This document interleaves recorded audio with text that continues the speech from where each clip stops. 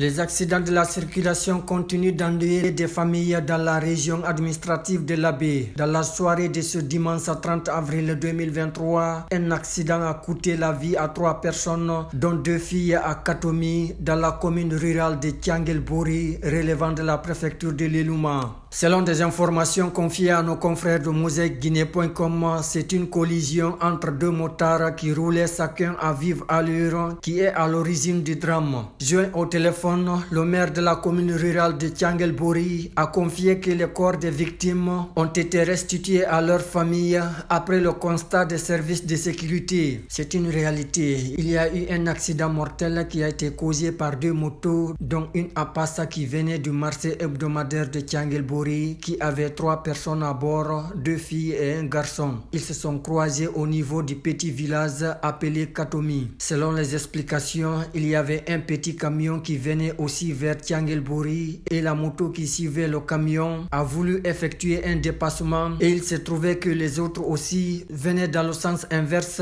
Ils se sont télescopés et les 3 qui quittaient sur la moto Apassa ont rendu l'âme sur le coup et la personne qui était seule sur la moto de marque TVS qui partait vers Tianguelbori a eu des fractures, mais je ne sais pas si c'est au niveau des bras ou des pieds et il a été envoyé d'urgence à l'hôpital Tianguelbori. Aux dernières nouvelles, j'ai appris qu'on l'a transféré à l'Abbé. Les victimes, 2 filles et un garçon. Une des filles est du village de Petel, une écolière qui fait la 7e année et les 2 autres sont de la même famille et sont de Kimbeli. Il semblerait que le jeune victime, propriétaire de la moto Apassa, venait de revenir de la Gambie. Voyant l'état des victimes, nous avons jugé nécessaire de rendre les corps aux parents pour qu'ils aillent les enterrer puisqu'on n'a pas de centre où on peut les garder, a expliqué le maire de la commune rurale de Tianguelbori avant de lancer un appel aux citoyens. Il faut que les gens apprennent à conduire parce que le constat que nous avons fait, les 2 motards à filer à vive allure.